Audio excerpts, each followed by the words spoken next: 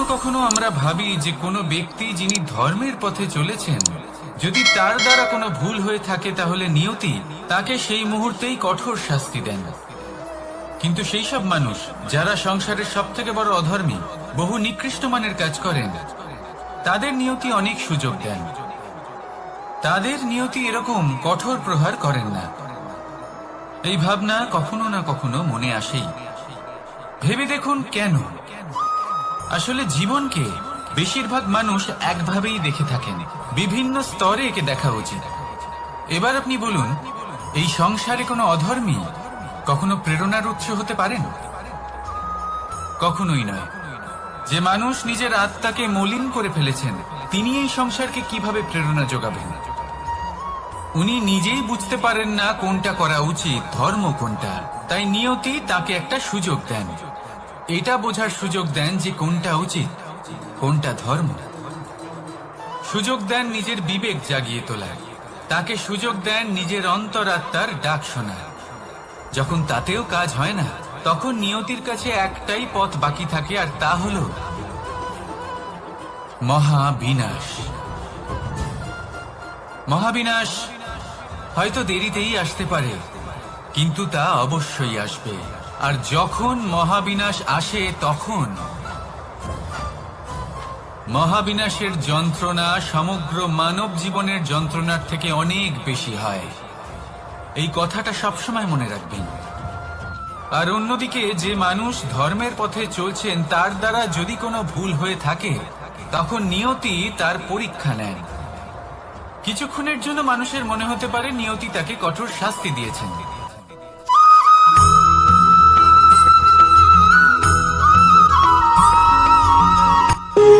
যখন মানুষের মৃত্যু হয় তখন কি হয়?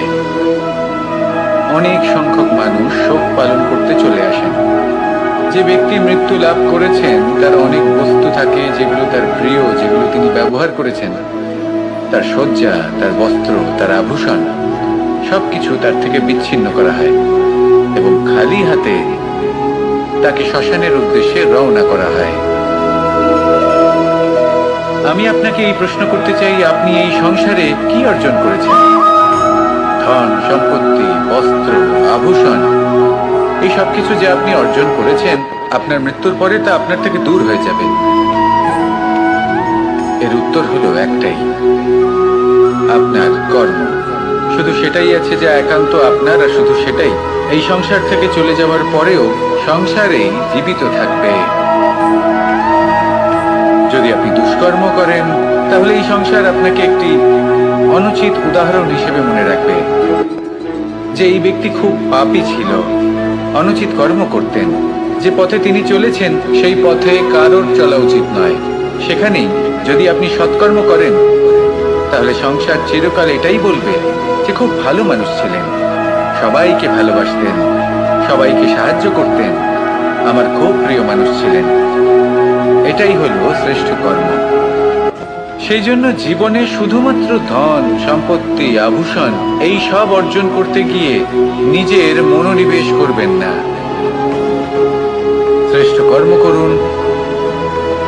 সংসার থেকে চলে যাওয়ার পরেও এই কর্মই এই সংসারে আপনাকে জীবিত রাখবে। আসুন আমার সাথে ভালোবেসে বলুন, রাধা রাধা।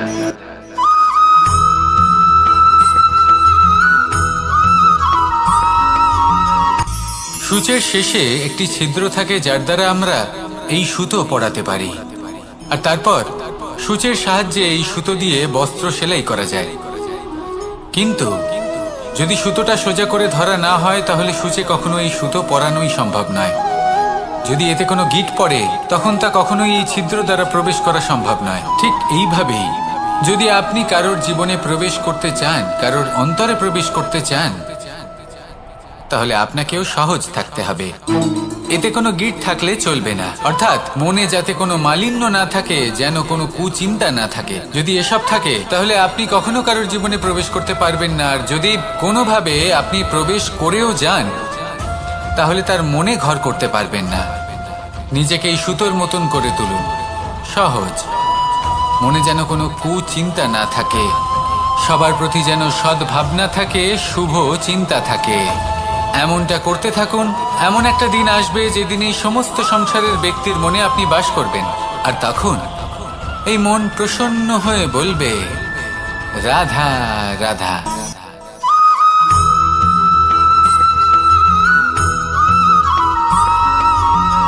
পিতা আর পুত্রের সম্পর্ক অত্যন্ত মধুর হয়ে থাকে। পিতা স্বপ্ন দেখেন, তাকে পূর্ণ করার সকল সম্ভাব্য চেষ্টা করেন, কিন্তু তাও অনেক সময় ওনার স্বপ্ন অপূর্ণ থেকে যায়। তখন পিতা ভাবেন যে স্বপ্ন উনি পূর্ণ করতে পারেননি, ওনার সন্তান তা অবশ্যই পূরণ করবে। যে স্থানে উনি কখনো পৌঁছতে পারেননি, সেই স্থানে ওনার পুত্র অবশ্যই পৌঁছবে। পিতা নিজের সন্তানের ভবিষ্যৎ নিয়ে সেই স্বপ্ন দেখেন, আর যখন সেই সন্তান সামনে এগোতে থাকে তখন তার দুঃখ হয় না, বরং গর্ব হয়। ওনার ভালো লাগে এটা দেখে যে ওনার সন্তান অনেক উন্নতি করছে। কিন্তু যখন সন্তান নিজের অভিভাবকের শক্তি দেখে, তার যশ দেখে হিংসা করতে থাকে, সমস্যা সেইখানেই শুরু হয়। সেই জন্য সকল সন্তানকে এটা মনে রাখতে হবে। দেখুন, পুত্র হবার সুবাদে, এক সন্তান হবার সুবাদে এটা হলো আপনার অধিকার যে আপনি আপনার পিতার থেকে বেশি উন্নতি করবেন।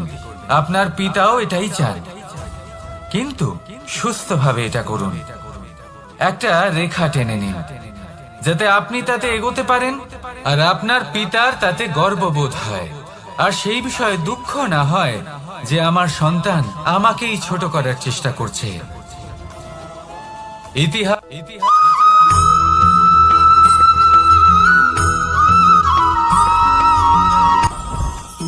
জীবনে কিছু শেখা অত্যন্ত গুরুত্বপূর্ণ। এবার কি কি শিখতে হবে সেই সব শেখানোর জন্য অনেক শিক্ষক রয়েছেন, কিন্তু কি শিখবেন না আর কি করবেন না এটা আমাদের নিজের অভিজ্ঞতা দিয়ে শিখতে হয়। কিন্তু তার মানে এটা নয় যে যদি আপনাকে শিখতে হয় যে আগুনের তাপ কতটা, আপনাকে আগুনের মধ্যে হাত দিতে হবে। না, অন্য কারোর অভিজ্ঞতা দ্বারাও শিখতে পারেন। প্রশ্ন শুধুমাত্র একটাই যে আপনি কি শিখতে চান নাকি চান না। যদি আপনি এটাই ভাবেন যে আমি শুধুই নিজের অভিজ্ঞতা দ্বারাই শিখতে চাই, তাহলে জীবনকাল ছোট মনে হবে, অনেক কিছুই শিখতে পারবেন না। তাই নিজের সাথে সাথে বড়দের অভিজ্ঞতার দ্বারাও শেখা শুরু করে দিন। এই সংসারের অভিজ্ঞতা দ্বারা শিখতে শুরু করে দিন। আর এটা নিশ্চিত রূপে শেখা আবশ্যক যে কখন কি করবেন না, কোথায় থামতে হবে আর কোথায় থামবেন না। তাহলে আসুন আর আমার সাথে ভালোবেসে বলুন, রাধা রাধা।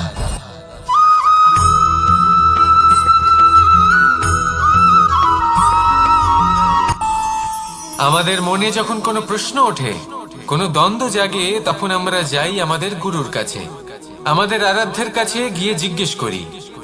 এইভাবেই একদিন আমি পৌঁছলাম আমার আরাধ্যের কাছে, আমার মহাদেবের কাছে, আর ওনাকে প্রশ্ন করলাম যে মহাদেব, জীবনে আনন্দ পাওয়ার, উৎসব পালনের, প্রেম ভাগ করে নেবার, জীবনকে উপভোগ করে নেওয়ার সর্বশ্রেষ্ঠ সময় কোনটা?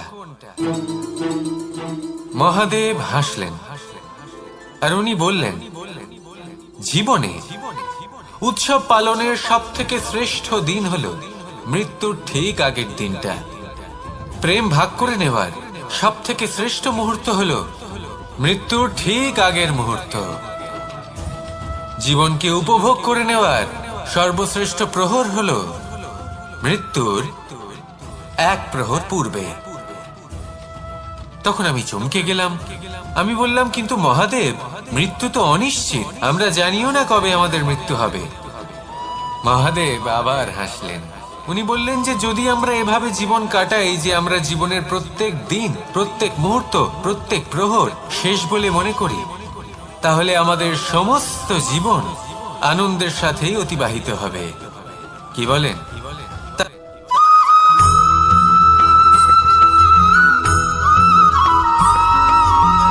পঞ্চতত্ত্বের মধ্যে দ্বিতীয় তত্ত্ব হল ধরণী। ভূমি, যাকে আমরা ধরণী মাতা বলি, এই ধরণী ধৈর্য ধারণ করে, আর এর ওপরেই আমাদের সমগ্র সংসার নির্ভরশীল। কারণ এই ভূমি সহ্য ক্ষমতা রাখে, এর সহ্য ক্ষমতা হলো অপরিসীম। সন্তান যতই আঘাত প্রদান করুক না কেন, প্রেম পূর্বক সহ্য করে, আর তার বদলে অমূল্য রত্ন প্রদান করে। সন্তান যদি হাল চালায়, তাহলে তার বদলে তাকে অন্ন প্রদান করে। এটাই হলো ধরণী। এবার এর থেকে আমরা কি শিক্ষা পেতে পারি? এটাই যে কারোর জন্য কিছু করা বা কাউকে কিছু দেওয়া মনে কোনো কামনা ছাড়াই। আর এই কথাটা বুঝে যান, যদি কারোর জন্য কামনা না রেখে বা কোনো পাওয়ার আশা না রেখে কারোর জন্য কিছু করেন বা কারোকে কিছু দেন, যদি এটা আপনি শিখতে পারেন, তবে আপনি ভালোবাসতে শিখে গেছেন। আর সেই জন্যই এই ধরিত্রীকে মাতা বলা হয়। কারণ মাতা শুধু উনি নন যিনি গর্ভে সন্তানকে ধারণ করেন, মাতা তো উনিও যিনি জীবন বাঁচতে শেখান, যিনি জীবন বাঁচার উদাহরণ প্রদান করেন।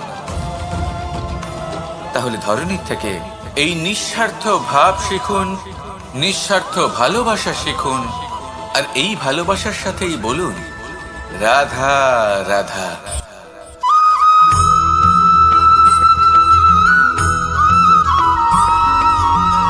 এই সংসারে কোনো বস্তু হোক বা ব্যক্তি হোক, তার একার গুরুত্ব কিন্তু খুব বেশি নয়। একটা উদাহরণ হিসেবে বৃষ্টির ফোঁটাকে ভেবে দেখুন। যদি একটি বৃষ্টির ফোঁটা হয় তাহলে তার খুব বেশি গুরুত্ব থাকে না, কিন্তু যখন সহস্র বৃষ্টির ফোঁটা মেঘের মধ্যে দিয়ে ঝরে পড়ে, তখন সেটা বর্ষার রূপ ধারণ করে। সেই বর্ষা যা এই প্রকৃতিকে শান্ত করে। সেইভাবেই পাথরের ছোট টুকরো, তার খুব বেশি গুরুত্ব থাকে না, কিন্তু যখন অসংখ্য পাথরের টুকরো একত্রিত হয় তখন তা পর্বতের আকার ধারণ করে। সেইভাবেই কিছু মানুষ যখন একত্রিত হন তখন তৈরি হয় পরিবার, কিছু পরিবার যখন একত্রিত হয় তখন তৈরি হয় সমাজ, যখন অনেক সংখ্যক সমাজ একত্রিত হয় তখন তৈরি হয় রাজ্য। এবার এই রাজ্যের সব থেকে গুরুত্বপূর্ণ ব্যক্তি হতে পারেন রাজা, কিন্তু তাও সেই রাজা একা কিছু করতে পারেন না। যুদ্ধ লড়ার সময় তারও নিজের সৈন্যদলকে প্রয়োজন পড়ে। কিন্তু এই সংসারে এমন একজন ব্যক্তি আছেন যিনি একাই সব কাজ করতে থাকেন, এবং সেই ব্যক্তি হলেন মা। আমাদের জীবনে একজন পিতার ভূমিকা কিন্তু নিঃসন্দেহে অমূল্য, কিন্তু আমাদের সকলের জীবনে যে ভূমিকা একজন মায়ের তা অন্য কারোর থাকে না। একজন মা একাই সন্তানকে বড় করতে পারেন, সংস্কারী করে তুলতে পারেন, তার জন্য পরিশ্রম করেন। আর এত কিছু কাজ করার পরেও তার কাজের জন্য তিনি প্রশংসা অবশ্য পান না। উল্টে যদি সেই সন্তান অনুচিত পথে চালিত হয়, অনুচিত কর্ম করে, তখন সেই মাকেই অপবাদের পাত্র হয়ে উঠতে হয়। আমাদের জীবনে মায়ের যোগদান কতটা সেটা বুঝুন। আপনাকে বড় করে তোলার জন্য উনি কতটা পরিশ্রম করেছেন সেটা বুঝুন। আজ থেকে, এখন থেকে, এই মুহূর্ত থেকে মাকে সম্মান করতে শিখুন। যখন সময় পাবেন, যখন সুযোগ হবে, তখন তার প্রশংসা করুন, ওনারও ভালো লাগবে। আর মায়ের এই মমতার জন্য, তার এই ভূমিকার জন্য আসুন সবাই মিলে আমরা তাকে প্রণাম করি, আর সকলে মিলে ভালোবেসে বলি রাধা রাধা।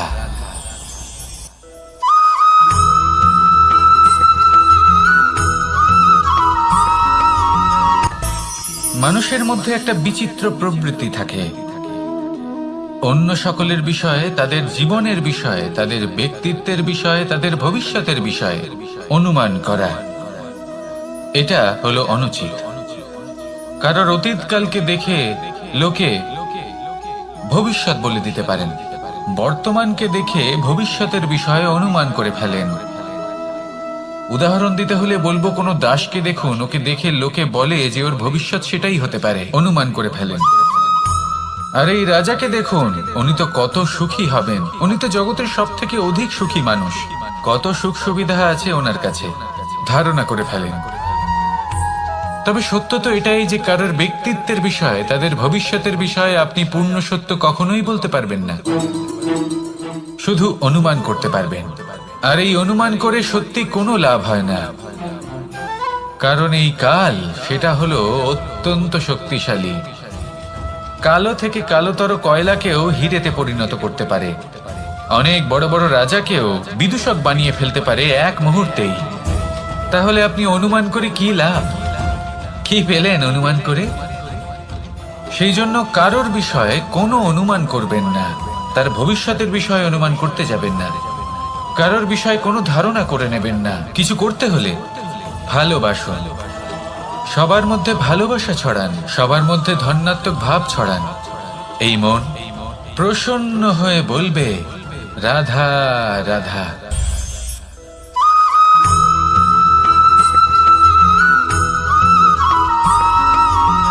পঞ্চতত্ত্বের মধ্যে দ্বিতীয় তত্ত্ব হল ধরণী, ভূমি, যাকে আমরা ধরণী মাতা বলি। এই ধরণী ধৈর্য ধারণ করে, আর এর উপরেই আমাদের সমগ্র সংসার নির্ভরশীল। কারণ এই ভূমি সহ্য ক্ষমতা রাখে, এর সহ্য ক্ষমতা হলো অপরিসীম।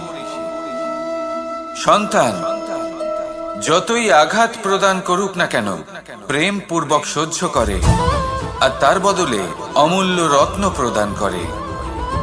সন্তান যদি হাল চালায়, তাহলে তার বদলে তাকে অন্ন প্রদান করে। এটাই হলো ধরণী। এবার এর থেকে আমরা কি শিক্ষা পেতে পারি? এটাই যে কারোর জন্য কিছু করা বা কাউকে কিছু দেওয়া মনে কোনো কামনা ছাড়াই। আর এই কথাটা বুঝে যান, যদি কারোর জন্য কামনা না রেখে বা কোনো পাওয়ার আশা না রেখে কারোর জন্য কিছু করেন বা কারোকে কিছু দেন, যদি এটা আপনি শিখতে পারেন, তবে আপনি ভালোবাসতে শিখে গেছেন। আর সেই জন্যই এই ধরিত্রীকে মাতা বলা হয়।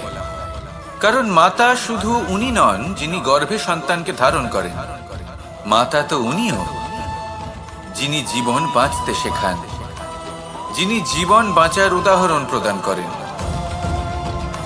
তাহলে ধরণীর থেকে এই নিঃস্বার্থ ভাব শিখুন, নিঃস্বার্থ ভালোবাসা শিখুন, আর এই ভালোবাসার সাথেই বলুন, রাধা রাধা।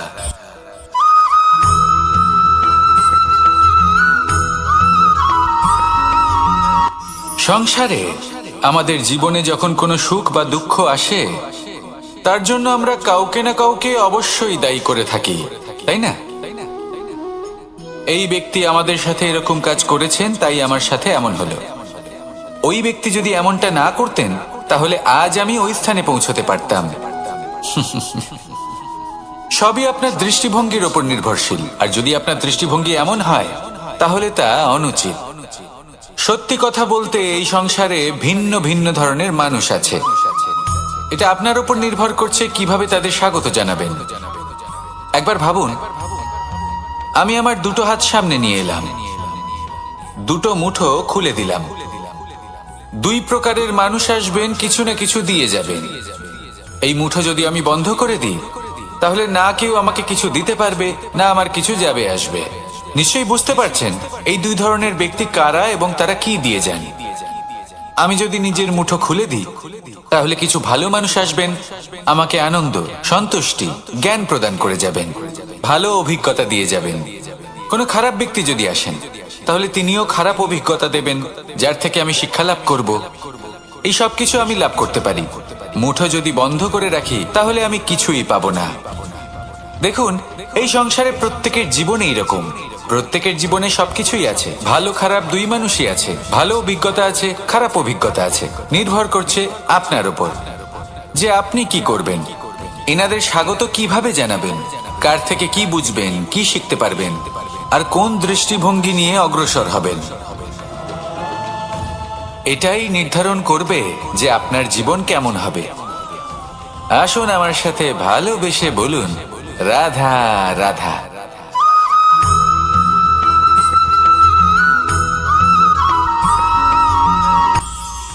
এটা হলো ধান গাছ।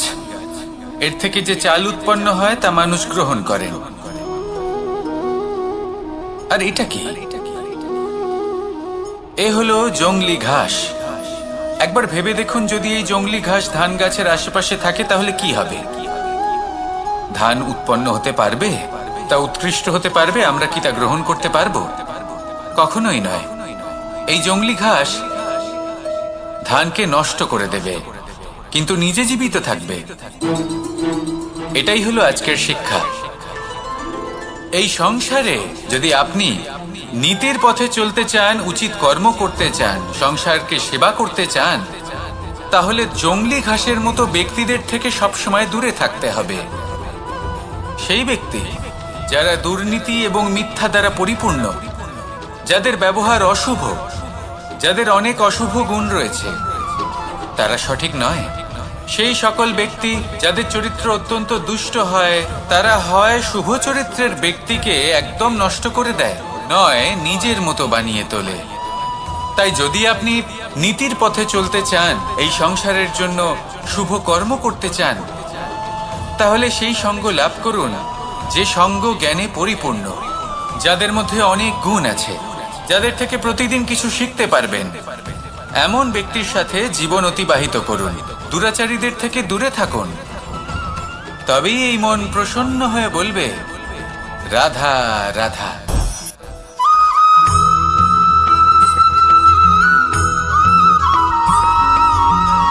মানুষের মানসিকতা এমন হয় যে সে যতটা করে আশা করে যে তার থেকে অনেক বেশি তার বদলে সে পাবে।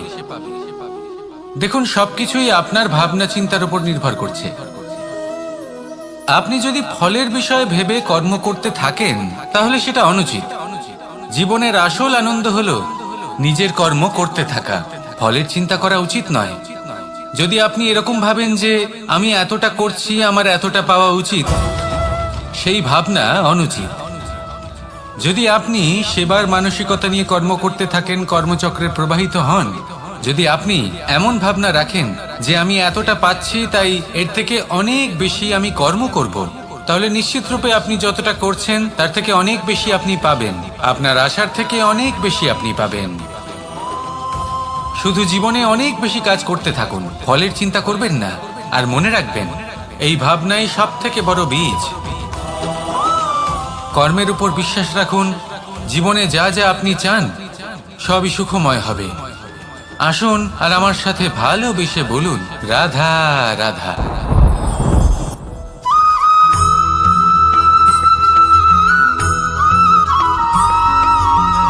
আপনি কখনো কোনো বাজকে নিজের বাসা বানাতে দেখেছেন? এই বাজ যখনই কোনো বাসা বানায় তখন উঁচু গাছের ডালে বা কোনো পর্বতের শিখরে বাসা বানায়, অনেক উচ্চতায়। আর সেখানে তার সন্তানও জন্মগ্রহণ করে। যখন এই সন্তানেরা জন্মায় তখন এই বাজ খুবই ভালোবেসে এবং খুব সাবধানে এদের পালন পোষণ করে। নিজের ঠোঁট দিয়ে তাদের ঠোঁটে খাবার পরিবেশন করে। কিন্তু যেই সেই সন্তানেরা হৃষ্টপুষ্ট হয়ে যায় এবং সেই কথা বাজ নিজে বুঝতে পেরে যায়, সেই বাজ নিজেই সেই বাসা ছিন্ন ভিন্ন করে দেয়। সেই সন্তান যাদের সবেমাত্র ডানা গজিয়েছে, কিভাবে উঠতে হয় তারা জানে না, সেই সন্তানগুলিকে উচ্চতা থেকে ঠেলে দেয়। সেই সন্তান প্রথমে ভয়ভীত হয়ে যায়। তারা সামনে মৃত্যুকে দেখতে পেয়ে ভয়ের কারণে তাদের ডানা ঝাপটাতে থাকে। আর সেই প্রক্রিয়াতেই সেই সন্তানগুলি উড়তে শুরু করে দেয়। এবার এই ঘটনায় আমরা কি শিক্ষা পেতে পারি? এটাই, যদি আপনি মাতা পিতা হন তাহলে নিজের সন্তানকে অবশ্যই স্নেহ করুন, কিন্তু তাদেরকে নিজের আঁচলের তলায় বেঁধে রাখবেন না। যদি আপনি চান আপনার সন্তান জীবনে উন্নতি করুক, তাহলে নিজের মুঠো থেকে তাদের স্বতন্ত্র করে দিন। এই সংসারে সংঘর্ষ করতে দিন। সেই সন্তান নিজেই বুঝতে পারবে যে জন্মের সময় পাওয়া ডানা কি করে ব্যবহার করতে হয়। আর আপনার চোখের সামনে আপনার সন্তান এই আকাশে উড়তে থাকবে। তাহলে আসুন আমার সাথে ভালোবেসে বলুন, রাধা রাধা।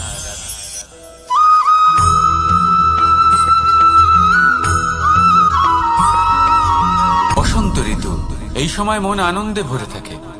এমন মনে হয় যেন আমরা আকাশে বিচরণ করতে চলে যাই, কিন্তু সেটা তো সম্ভব নয়। সেই জন্য হয়তো আমরা ঘুড়ি ওড়াই, এই ঘুড়িকে নিজেদের প্রতিরূপ মনে করে। এবার অনেক মানুষ আছেন যারা ঘুড়ি ওড়ান, কিন্তু এই কর্মের সারমর্ম কি সেটা কজন বুঝতে পারেন? আপনি এটা মনে করুন যে আপনি হলেন সেই ঘুড়ি, আর এই সুতো যিনি ধরে রয়েছেন তিনি হলেন পরমাত্মা। আর এই সুতো যেখান থেকে শুরু হয় সেই লাটাই হলো আমাদের কর্মচক্র। এবার আপনি নিজেই অনুমান করুন যে এই উড়ান কার ওপর নির্ভরশীল, পরমাত্মার ওপর আর আপনার কর্মের ওপর। যদি পরমাত্মা আপনার হাত ধরে থাকেন, আপনার সাথে থাকেন, যদি আপনি শুভ কর্ম করতে থাকেন, আপনি এই আকাশে উড়তে থাকবেন। কিন্তু কোথাও কোথাও যদি পরমাত্মার সাথে এই বন্ধন ছিন্ন হয়, আপনার কর্মচক্র খারাপ হয়ে যায় বা থেমে যায়, তাহলে আপনার এই ঘুড়ি কেটে যাবে আর দূরে কোনো গাছের ডালে গিয়ে আটকে যাবে। তাই শুধুমাত্র ঘুড়ি ওড়াবেন না, তার থেকে শিখুন, পরমাত্মার সাহচর্যে থাকুন, সবসময় শুভ কর্ম করতে থাকুন আর সবসময় এই আকাশে উড়তে থাকুন।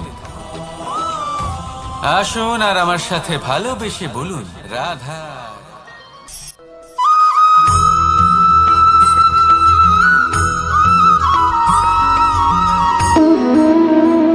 সম্পর্ক হলো আমাদের জীবনের একটি আধার। কিছু সম্পর্ক এমন যে আমরা জন্মসূত্রে লাভ করি, যেমন পরিবার, মা বাবা। কিছু সম্পর্ক আছে যে আমরা জীবনে অর্জন করে থাকি, তা সে প্রেমের হোক, স্নেহের হোক বা বন্ধুত্বের। এই সকল সম্পর্ক লাভ করার বা গড়ে তোলার 5টি ধাপ রয়েছে। প্রথম ধাপ, কোনো ব্যক্তির সাথে আলাপ হওয়া, তার সাথে কথা বলা বা তাকে দেখা। দ্বিতীয় ধাপ, সে ব্যক্তিকে আমাদের ভালো লাগা। তৃতীয় ধাপ,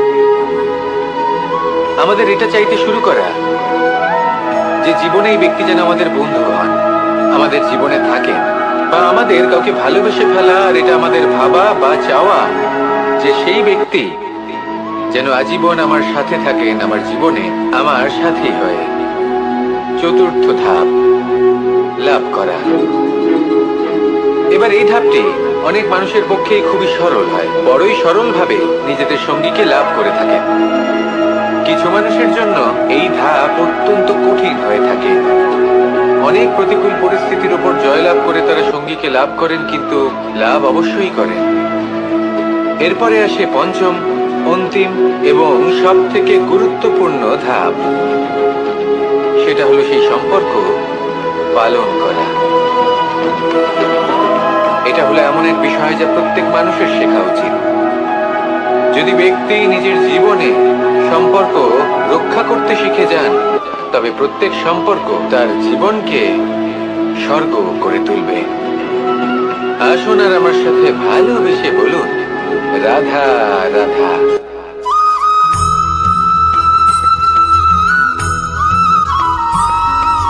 জীবনে যখন কোনো ব্যক্তি নিজের লক্ষ্য প্রাপ্তির জন্য নিরন্তর পরিশ্রম করতে থাকেন, চেষ্টা করতে থাকেন, তখন তিনি কষ্ট অনুভব করেন।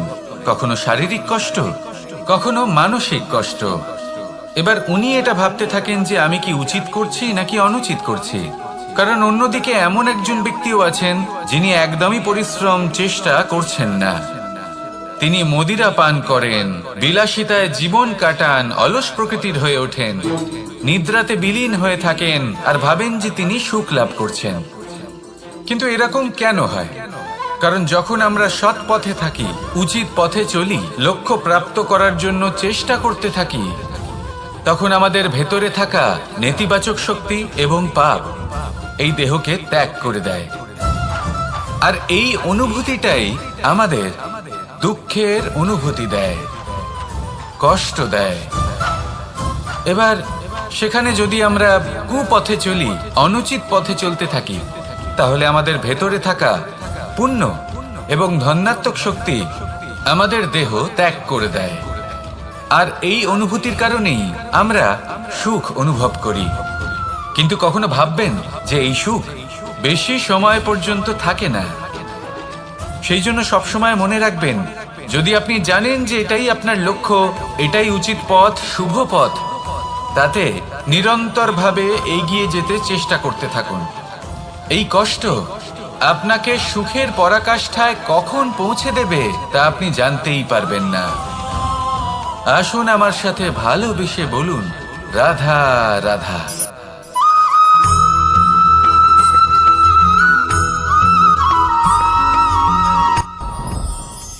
সাথী, সাথী এই শব্দটির ব্যাখ্যা কে কিভাবে করে? মিত্র, সখা, বন্ধু। কিন্তু অর্থ একটাই, তিনি যিনি আপনার সঙ্গী হন আর তিনি যার সাথী আপনি হন। এবার সব থেকে বড় প্রশ্ন হলো এটাই যে তিনি কে হতে পারেন যাকে আপনি আপনার সাথী বলে মেনে নিতে পারেন, নিজের সখা, নিজের মিত্র, নিজের বন্ধু মেনে নিতে পারেন। আপনার সাথী হলেন তিনি যিনি দুঃখের সময় আপনার পাশে থাকবেন, আপনার হাত ধরে থাকবেন। আপনার সাথী হলেন তিনি যার হাত আপনি নিজের সুখের দিনে ধরে থাকবেন।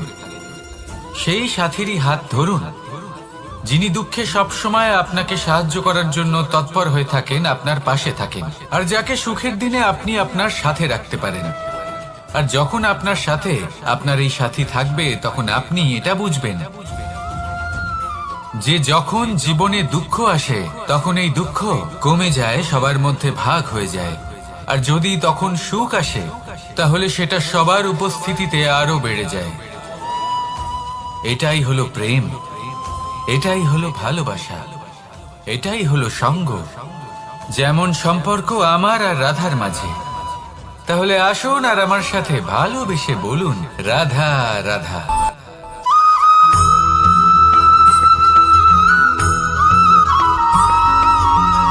যখন আমরা কোনো বনে প্রবেশ করি তখন এই সবুজ ঘাস দেখে, এই কোমল ঘাস দেখে আমাদের মন প্রফুল্ল হয়ে ওঠে। ভিন্ন ভিন্ন প্রজাতির ফুল, ভিন্ন ভিন্ন রঙের ফুল দেখে এই মন আনন্দে ভরে ওঠে। এখানে শিশুরা আনন্দ লাভ করে, বড়রা ভোজন গ্রহণ করেন, কথাবার্তা বলেন, হাঁটাহাঁটি করে বেড়ান। এবার ভেবে দেখুন, যখন এই উপবনের নির্মাণ হয়েছিল সেই সময় যদি এই মাটিকে সঠিকভাবে খনন না করা হতো, যদি তাতে সঠিকভাবে বীজ রোপণ না করা হতো, যদি কোনো সংঘর্ষ না হতো, পরিশ্রম না করা হতো, যদি চলতে চলতে পায়ে কাঁটা না বিঁধে যেত, তাহলে এই সুন্দর বন দেখে আমরা কি এই আনন্দ লাভ করতে পারতাম? কখনোই নয়। ধরুন কোনো নদীর তটে সুন্দর একটি বন আছে, সেই বনের আনন্দ লাভ করতে গেলে আপনাকে সেই নদী পার করতেই হবে। যদি সুখের নদীর কাছে পৌঁছতে চান তাহলে তটে যে কাঁটা রয়েছে সেগুলোর সাথে সংঘর্ষ করতেই হবে।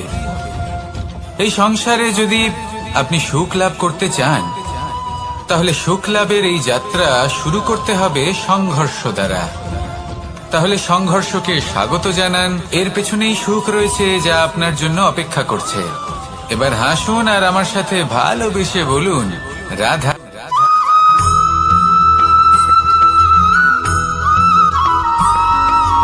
জীবনে অগ্রসর হওয়ার জন্য আমাদের কাকে প্রয়োজন হয়? মাতা পিতা, বন্ধু, প্রেম, সাহায্য, অর্থ, পরিশ্রম, আশা। ভিন্ন ভিন্ন মানুষ ভিন্ন ভিন্ন বিকল্প চয়ন করে। যদি আমি আপনাকে বলি তাহলে জয় আর পরাজয়ের মন্ত্র দুটো শব্দের উপর নির্ভর করে, মেনে নেওয়া আর দৃঢ় হওয়া। যদি মেনে নেন তাহলে হেরে যাবেন, যদি দৃঢ় হন তাহলে নিশ্চিত রূপে জয়ী হবেন। যদি কখনো আপনি ক্লান্ত হয়ে ওঠেন, আপনি দুঃখী হন, পুরোপুরি ভেঙে পড়েছেন, তখন মেনে নেবেন না যে আপনি ভেঙে পড়েছেন, নয়তো হেরে যাবেন। তখন উল্টে স্থির করবেন যে যাই হয়ে যাক না কেন আমি জয়ী হবই। আর আপনি দেখবেন যে জয় নিশ্চিত রূপে আপনার কাছেই আসবে। তাহলে এই কথা মনে রাখবেন আর আমার সাথে ভালোবেসে বলবেন, রাধা রাধা।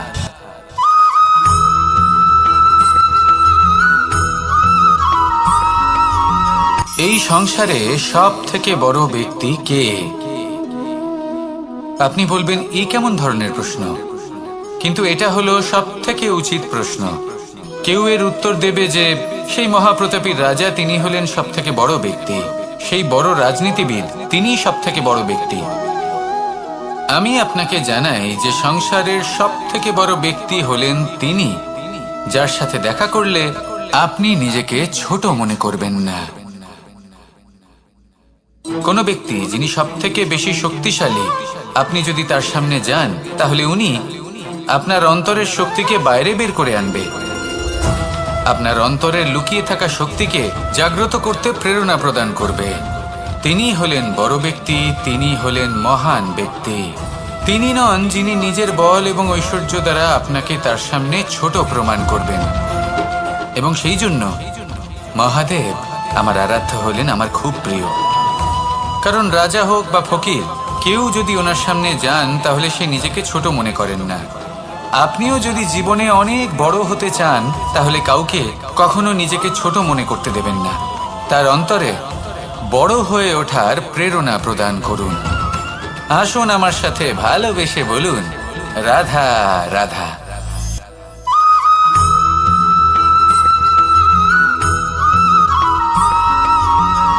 মানুষের মানসিকতা এমন হয় যে সে যতটা করে আশা করে যে তার থেকে অনেক বেশি তার বদলে সে পাবে। দেখুন, সবকিছুই আপনার ভাবনা চিন্তার উপর নির্ভর করছে। আপনি যদি ফলের বিষয়ে ভেবে কর্ম করতে থাকেন তাহলে সেটা অনুচিত। জীবনের আসল আনন্দ হলো নিজের কর্ম করতে থাকা, ফলের চিন্তা করা উচিত নয়। যদি আপনি এরকম ভাবেন যে আমি এতটা করছি, আমার এতটা পাওয়া উচিত, সেই ভাবনা অনুচিত। যদি আপনি সেবার মানসিকতা নিয়ে কর্ম করতে থাকেন, কর্মচক্রে প্রবাহিত হন, যদি আপনি এমন ভাবনা রাখেন যে আমি এতটা পাচ্ছি তাই এর থেকে অনেক বেশি আমি কর্ম করব, তাহলে নিশ্চিত রূপে আপনি যতটা করছেন তার থেকে অনেক বেশি আপনি পাবেন, আপনার আশার থেকে অনেক বেশি আপনি পাবেন। শুধু জীবনে অনেক বেশি কাজ করতে থাকুন, ফলের চিন্তা করবেন না। আর মনে রাখবেন, এই ভাবনাই সব থেকে বড় বীজ। কর্মের উপর বিশ্বাস রাখুন, জীবনে যা যা আপনি চান সবই সুখময় হবে। আসুন আর আমার সাথে ভালোবেসে বলুন, রাধা রাধা।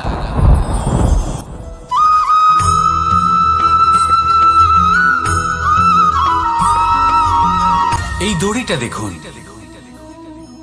ছোট ছোট রেশম দ্বারা তৈরি, এটা সরু সুতো দ্বারা তৈরি হয়েছে এটা, আর এ অত্যন্ত কোমলও বটে। আর আপনি চাইলে এটা সোজাও করে দিতে পারেন, আর চাইলে এটা বেঁকিয়েও দিতে পারেন, আর যদি চান তাহলে এটা গোল গোল করে বেঁধে কোথাও রেখেও দিতে পারেন। এবার এই কোমল দড়ি যদি কোনো নিষ্ঠুর কঠিন পাথরে বারংবার জড়িয়ে দেওয়া হয় তাহলেও তাকেও কাটতে পারে, নিজের ছাপ ছেড়ে যেতে পারে, সেটার আকারও বদলে ফেলতে পারে। এবার এর কারণ কি? এর কারণ হলো অভ্যাস আর নিরন্তর প্রচেষ্টা। যদি আপনিও চেষ্টা করেন আর নিরন্তর কর্ম করে যান তাহলে আপনার প্রারব্ধ পাথরের মতো কঠিনই হোক না কেন, তাতে ভাঙন ধরিয়েও আপনি নিজের লক্ষ্যে অবশ্যই পৌঁছতে পারবেন। একটা গুরুত্বপূর্ণ কথা মনে রাখবেন, সুকর্মের অভ্যাস আর নিরন্তর প্রয়াস, এই হলো সাফল্যের মন্ত্র। তাহলে জীবনে এই মন্ত্র আনুন আর আমার সাথে ভালোবেসে বলুন, রাধা রাধা।